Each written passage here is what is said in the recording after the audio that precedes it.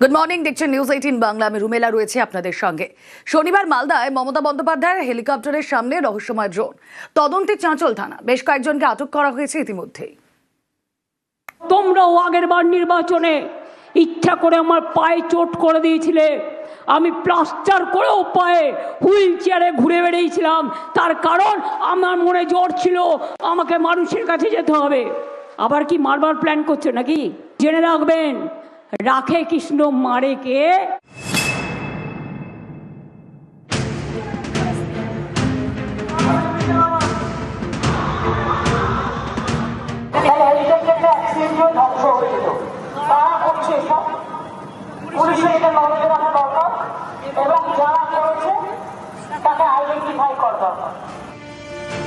মমতা বন্দ্যোপাধ্যায় তৃণমূল নেত্রী জেলায় জেলায় ভোটের প্রচার করছেন। শনিবার মালদার 3 বিধানসভা আসনে তাঁর সভা ছিল। প্রথমে মানিকচকে, তারপর মালতীপুরে।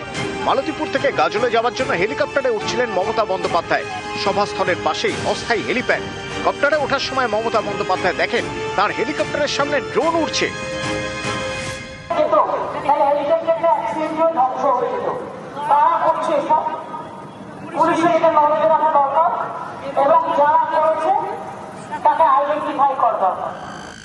মমতা বন্দ্যোপাধ্যায় শুধু তৃণমূল নেত্রী নন, রাজ্যের মুখ্যমন্ত্রীও।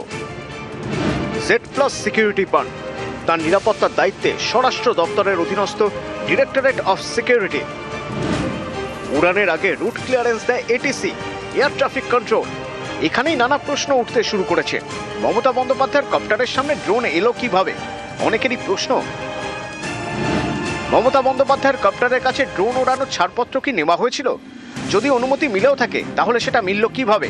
নিরাপত্তার বেষ্টনী এড়িয়ে অস্থায়ী হেলিপ্যাড চত্বরে ড্রোন পৌঁছয় কিভাবে? যখন ভিভিআইপি ফ্লাইং করে তখন কিন্তু আমাদের সব থেকে বেশি সেফটি সিকিউরিটির দিকে আমাদের নজর থাকা মোস্ট প্রায়োরিটি। টেক অফ পাথে কোন রকম যদি অবস্ট্রাকশন হয়, এবং টেক অফ পাথটা হচ্ছে যে কোনো এভিয়েশন ফিল্ডের মোস্ট ইম্পর্টেন্ট পাথ, ওই অবস্ট্রাকশন টেক অফ পাথে আসলে যদি সেটা ইঞ্জিনের মধ্যে প্রবেশ করে যায়, বা ধরুন চপারের যে ব্লেড আছে সেই ব্লেডকে হঠাৎ করে হিট করে দেয়, তাহলে কিন্তু টেক অফ পাথেই একটা বড় ধরনের দুর্ঘটনা ঘটে যেতে পারে। এই অবস্থা ওই যে ড্রোন সামনে ছিল তার কি পারপাস ছিল, কি উদ্দেশ্য ছিল আমরা এখনো জানি না, কারণ এটা তদন্ত সাপেক্ষ। ড্রোনের জন্য কিন্তু স্পেশাল আপনার পারমিশন লাগতে হয়, যেমন DGCA পারমিশন দেয়, পার্টিকুলার একটা ড্রোন রেজিস্ট্রেশন হয়, ফ্লাইট পারমিশন নিতে হয় যে এই সময় থেকে এই সময় আমি উড়বো, এই হাইট বা এই অল্টিটিউডে আমি উড়বো, অপারেটর লাইসেন্স রেজিস্টার করতে হয়। অ্যাভিয়েশন ফিল্ডে এইরকম ভাবে একটা আনম্যান্ড একটা ভেহিকল চলে এলো, সেটা কিন্তু খুবই সুখকর ব্যাপার নয়। এটা কিন্তু একটা সিকিউরিটি ল্যাপসি আমি বলবো। এটা তো একটা বিরাট বড় সিকিউরিটি থ্রেট। একজন চিফ মিনিস্টার একটা জায়গায় সভা করতে গেছেন, তার আগে এবার তিনি উঠবেন, ঠিক তার আগের মুহূর্তে একটা ড্রোন দেখা যাচ্ছে। সেটা তো ভয়ঙ্কর ব্যাপার, তার লাইফ থ্রেট হতে পারে। যারা যারা কনসার্ন এই সিকিউরিটির ক্ষেত্রে, তাদের কিন্তু যথেষ্ট পরিমাণ সজাগ এবং সতর্ক হওয়াটা খুবই দরকার। সেটা কি চিন্তা ভাবনা করেছেন ওনারা জানি না, হঠাৎ করে আকাশে একটা ড্রোন কোত্থেকে এলো সেই ব্যাপার নিয়ে একটা তদন্ত হওয়া দরকার, এবং এটা তদন্ত করে বার করা দরকার যে কারা করেছে। মমতা বন্দ্যোপাধ্যায়ের কপ্টারের সামনে ড্রোন, তদন্তে চাঁচল থানা। মুখ্যমন্ত্রীর যে হেলিকপ্টার উড়বে, উনি যাবেন, সেখানে বারবার এগুলো কেন হচ্ছে? এর মধ্যে কি কোনো বিশেষ ষড়যন্ত্র আছে? একটা বড় ষড়যন্ত্র এর মধ্যে আছে। কমিশনকে জানাবেন? নিশ্চয়ই জানানো হবে। নিউজ 18 বাংলা।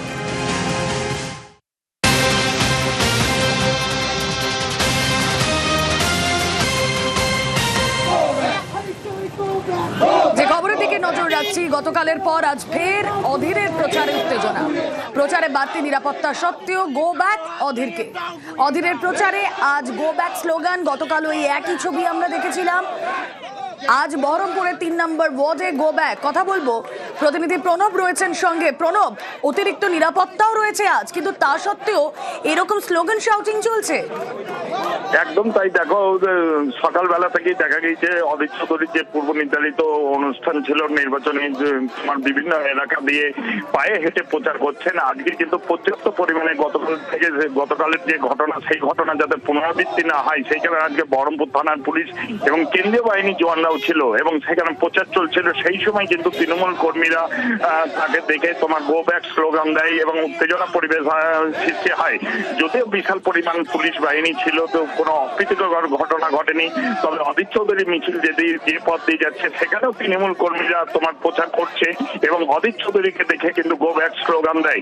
এবং তৃণমূল কর্মীদের দাবি, যেহেতু তোমার তারা প্রতিটা ওয়ার্ডে সকাল থেকেই আর কি বিভিন্ন জায়গাতে প্রচার চালাচ্ছে, সেই সময় অধীর চৌধুরীকে দেখতে পেয়ে তারা গো ব্যাক স্লোগান দিচ্ছে। যেহেতু তোমার অধীর চৌধুরী করোনার সময় থাকে না, ভোটের সময় রাস্তায় নামে, এই কিন্তু তারা গো ব্যাক স্লোগান দিতে শুরু করে। তবে কোন অপ্রীতিকর ঘটনা ঘটেনি, প্রচুর পরিমাণে পুলিশ মোতায়েন থাকায় কিন্তু অধীর চৌধুরীর মিছিল পাশ দিয়ে বেরিয়ে যায়। বেশ, প্রণব নজর থাক আমাদের। অধীর রঞ্জন চৌধুরীর প্রচার, গতকালও আমরা যে ছবি দেখেছিলাম সেখানে অশান্তি তৈরি হয়, তারপর নির্বাচন কমিশনের দ্বারস্থও হন অধীর রঞ্জন চৌধুরী এবং আজও তার পুনরাবৃত্তি আমরা দেখতে পাচ্ছি। তৃণমূলের কর্মী সমর্থকরা তারা স্লোগান শাউটিং করছেন। গতকালের পর আজ ফের অধীরের প্রচারে, যেখানে আমরা দেখছি বাড়তি নিরাপত্তা রয়েছে, তা সত্ত্বেও তাকে গো ব্যাক স্লোগান দেওয়া হচ্ছে। অধীর রঞ্জন চৌধুরীর প্রচার, সেই প্রচারে আমরা দেখছি আজ 3 নম্বর ওয়ার্ড, বহরমপুরে 3 নম্বর ওয়ার্ডে তাকে গো ব্যাক স্লোগান দেওয়া হলো। দেখতেই পাচ্ছেন আপনারা, যেখানে যেই পথে অধীর রঞ্জন চৌধুরী তিনি প্রচারে নেমেছেন, সেখানে তৃণমূল কর্মী সমর্থকরা তারাও সেই পথেই প্রচার করছেন এবং তারাও গো ব্যাক স্লোগান দিচ্ছেন। এবং তাদের দাবি হলো, তাদের বক্তব্য একটাই, অধীর রঞ্জন চৌধুরীকে এলাকায় দেখা যায় না যখন সাধারণ মানুষের প্রয়োজন। তারা বলছেন যে কোভিডের সময় তারা অধীর রঞ্জন চৌধুরীর দেখা পাননি, শুধুমাত্র ভোট এলেই তার দেখা পাওয়া যায়। এই অভিযোগকে সামনে রেখেই তারা গো ব্যাক স্লোগান দিচ্ছেন অধীর রঞ্জন চৌধুরীর প্রচারে। বহরমপুরে 3 নম্বর ওয়ার্ডের ছবি আপনাদের দেখাচ্ছি। প্রচুর আধা সেনা মোতায়েন রয়েছে, পুলিশ মোতায়েন রয়েছে। গতকাল আমরা জানি যে ঘটনায়, যে অশান্তির ঘটনা ঘটেছিল, তারপরে নির্বাচন কমিশনে অভিযোগ করেন অধীর রঞ্জন চৌধুরী এবং গতকালের পর আজ ফের অধীর রঞ্জন চৌধুরীর প্রচারে উত্তেজনা। অধীরের প্রচারে অশান্তিতে কড়া কমিশন, বহরমপুর থানার আইসির বিরুদ্ধে বিভাগীয় তদন্ত।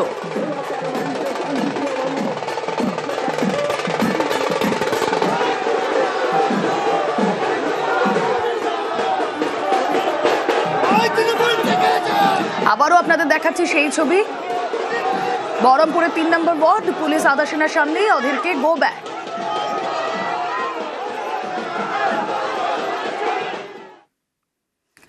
আর যে কথা আপনাদের বলছিলাম, অধীর রঞ্জন চৌধুরীর প্রচারে অশান্তিতে কড়া কমিশন, বহরমপুর থানার আইসির বিরুদ্ধে বিভাগীয় তদন্ত, 4 তৃণমূল কর্মীর বিরুদ্ধেও আইনি পদক্ষেপ।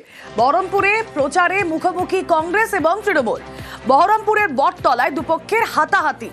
অধীরের প্রচারে অশান্তিতে পদক্ষেপ কমিশনের। কথা বলবো সোমরাজ বন্দ্যোপাধ্যায়ের সঙ্গে, কথা বলবো তার আগে গতকালের ছবিও আপনাদেরকে দেখাই।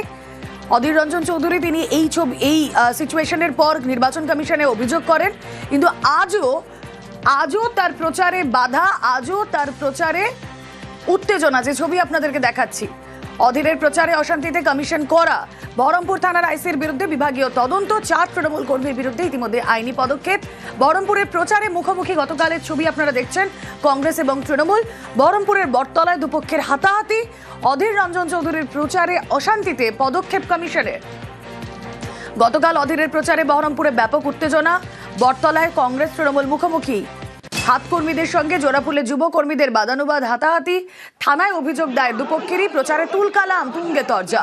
বহরমপুরের ভোট যুদ্ধে হুঙ্কার অধীরের, যদিও আমল দিতে নারাজ তৃণমূল।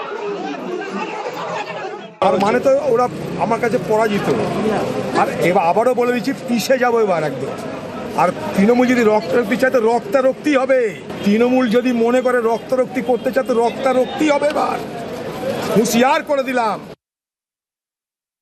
অধীর মাস্তান না, এটা প্রমাণ আগেও করে দিয়েছি, এই ওয়ার্ডে করে দিয়েছি। রবীন্দ্রনাথের আমি প্রতিটা জায়গায় ওর গোটা জেলা থেকে প্রচার করতে বলুন। বহরমপুরের লোক নিয়ে ও কত বড় মাস্তান, ওকে বলুন যে উত্তরাতে আমাদের সঙ্গে লড়ছে। একটা বুথে ও একটা তৃণমূল কংগ্রেস কর্মী থেকে ওর লোক ওর সিকিউরিটি নিয়ে একটা গায়ে হাত দিয়ে দেখাক, তারপর দিন অধীর বেড়াতে পারবে নাকি বলে দিচ্ছে। এখানে বহরমপুরে বেড়াতে দিব না।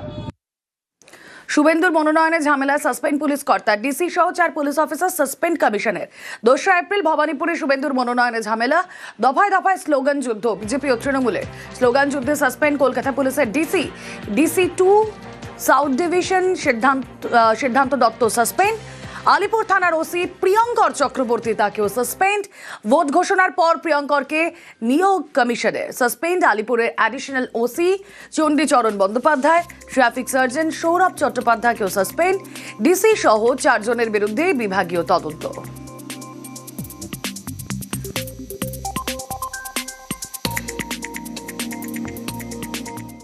এটা যেটা হয়েছিল ওখানে আরও রিপোর্ট এসেছিল, ডিও রিপোর্ট এসেছিল, আরও ডিও রিপোর্ট দিলেন, তারপরে ওটা কমিশন কাছে গিয়েছিল, কমিশন সিদ্ধান্ত নিয়েছে, ওটা ফাইনাল আছে। আর এবার পানিহাটি সেক্টর অফিসারকে দায়িত্ব থেকে সরালো কমিশন। শোকজও করা হলো সেক্টর অফিসার অতনু চক্রবর্তীকে। তৃণমূলের অভিযোগে পদক্ষেপ কমিশনের। সেক্টর অফিসারের বিরুদ্ধে বিজেপির হয়ে কাজ করার অভিযোগ। সোশ্যাল মিডিয়ায় ভিডিও দেখিয়ে কমিশনের আলিশ। অভিযোগ পেয়ে সেক্টর অফিসারের বিরুদ্ধে করা পদক্ষেপ। কেন বিভাগীয় তদন্ত নয় জানাতে হবে সেক্টর অফিসারকে। 24 ঘন্টার মধ্যে উত্তর দিতে হবে অতনু চক্রবর্তীকে।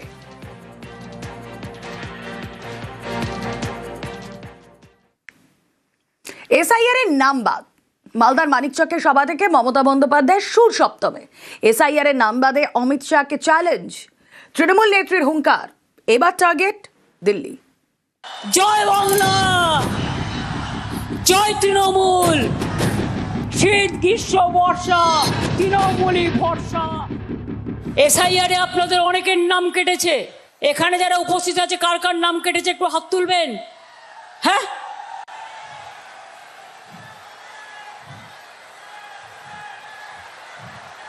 এই ছবিটা ভালো করে তোলো তো, ভিডিও করো এটাকে।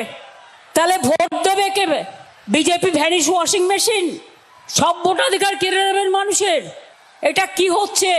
বিজেপি দালালি করতে গিয়ে গণতন্ত্রের নামে মকারি অফ ডেমোক্রেসি হচ্ছে।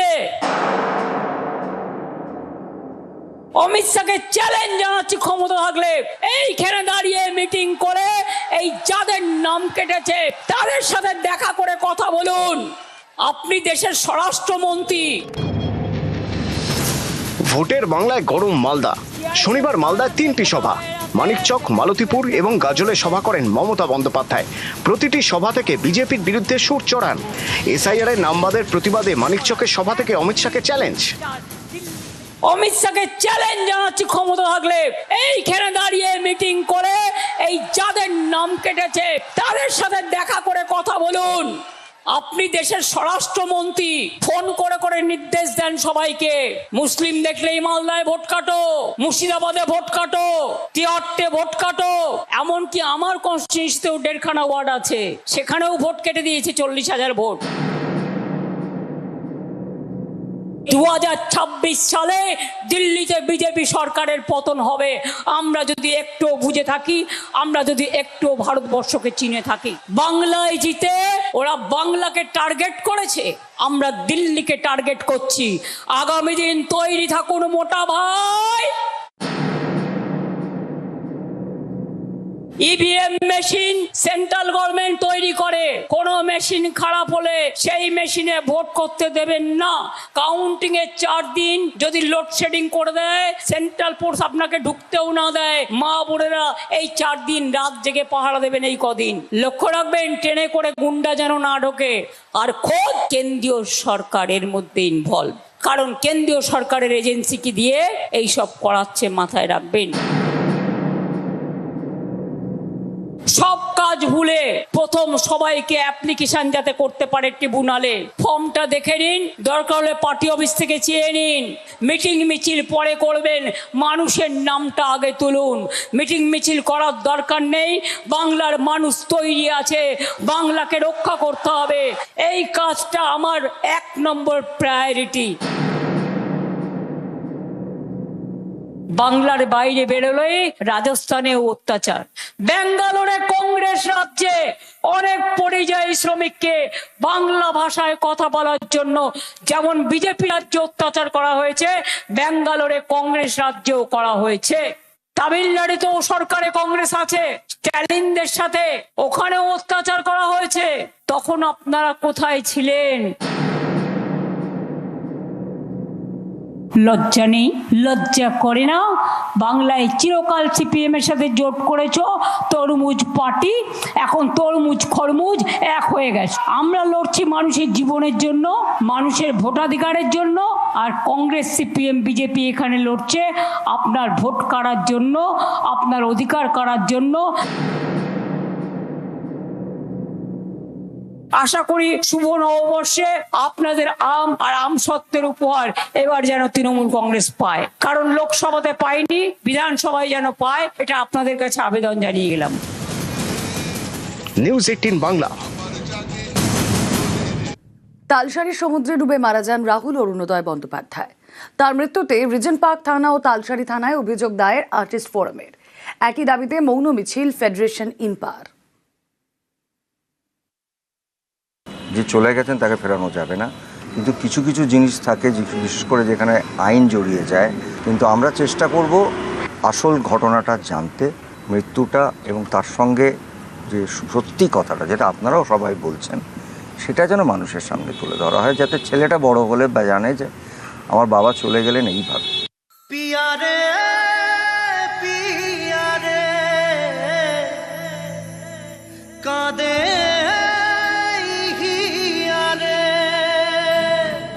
রাহুল অরুণোদয় বন্দ্যোপাধ্যায় রবিবার শুটিং করছিলেন দীঘার কাছে উড়িষ্যার তালসারিতে, সেখানে সমুদ্রে তলিয়ে মারা যান। ভোলে বাবা পারকারিকা সিরিয়ালের শুটিং চলাকালীন দুর্ঘটনা। রাহুলের মৃত্যুতে গাফিলতির অভিযোগ উঠেছে সিরিয়ালের প্রযোজনা সংস্থা ম্যাজিক মোমেন্টসের বিরুদ্ধে। অভিনেতার মৃত্যুতে শুরু হয়েছে তদন্ত।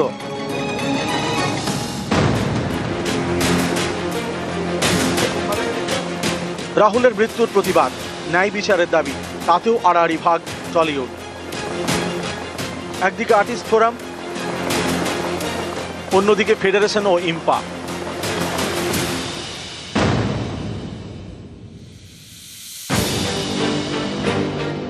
অভিনেতার মৃত্যুতে 1 এপ্রিল প্রযোজক সংস্থাকে চিঠি দেয় আর্টিস্ট ফোরাম। 2 এপ্রিল চিঠির জবাব আসে, তাতে খুশি নয় তারা। তারপর শনিবার রিজেন্ট পার্ক থানায় এফআইআর করে আর্টিস্ট ফোরাম। এদিন থানায় যান প্রসেনজিৎ চট্টোপাধ্যায়, ঋতুপর্ণা সেনগুপ্ত, চিরঞ্জিত চক্রবর্তী সহ অন্যান্যরা। ছিলেন প্রয়াত রাহুলের স্ত্রী প্রিয়াঙ্কা সরকারও। তাঁদের অভিযোগের ভিত্তিতে 0 এফআইআর দায়ের করে রিজেন্ট পার্ক থানা। তারপরেই অভিযোগ জানাতে তালসারি রওনা হন প্রসেনজিৎ চট্টোপাধ্যায়, প্রিয়াঙ্কা সরকার সহ ফোরামের বেশ কয়েকজন সদস্য।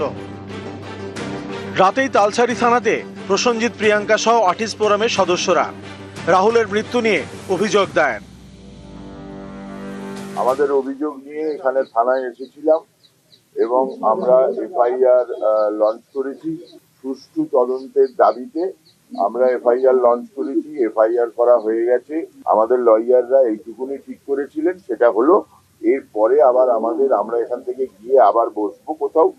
এবার লয়াররা যেটা বলবেন সেই অনুযায়ী আমাদের আবার পরবর্তী পদক্ষেপ নিতে হবে।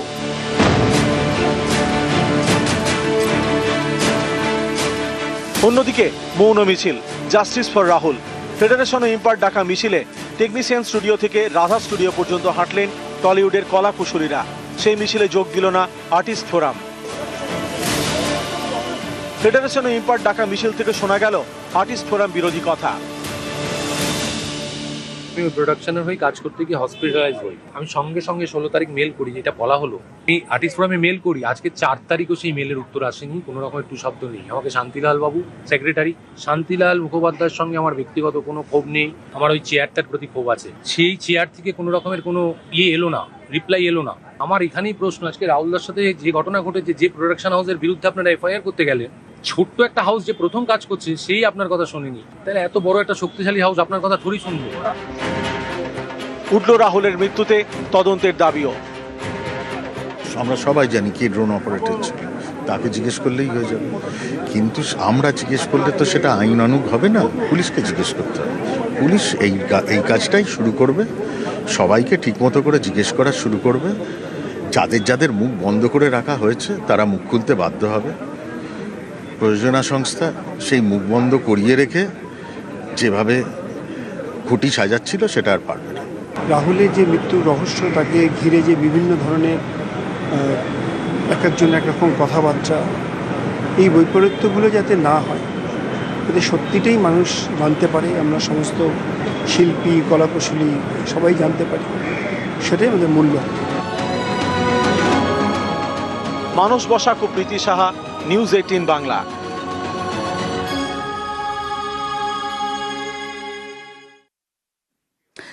রাহুলের মৃত্যুতে 2 রাজ্যে জোড়া এফআইআর। রিজেন্ট পার্ক থানায় এফআইআর এর পর তালসারিতে অভিযোগ, তালসারি কোস্টাল থানায় এফআইআর। প্রয়াত অভিনেতা স্ত্রী প্রিয়াঙ্কার সঙ্গে তালসারিতে ফোরামের সদস্যরাও। এখানে এসেছিলাম, সবাই আমাদের অনেকটা সাপোর্ট করেছেন এবং আমরা ফাইনালি যেটার জন্য এখানে আসা, আমাদের রাহুলের স্ত্রী মানে আমাদের প্রিয়াঙ্কা অফিসিয়ালি এফআইআর লঞ্চ করলেন অনেকটা রাত্রিরে, কিন্তু আমাদের এখান থেকে প্রচুর সহযোগিতা পেয়েছি, এটার জন্য আমাদের আশা। In this connection, a case has been registered under PS case number 63 and the case is under investigation. तो केस बस दायर हुई है और during the course of investigation हम सब जो चीजें हम उसको निकालेंगे।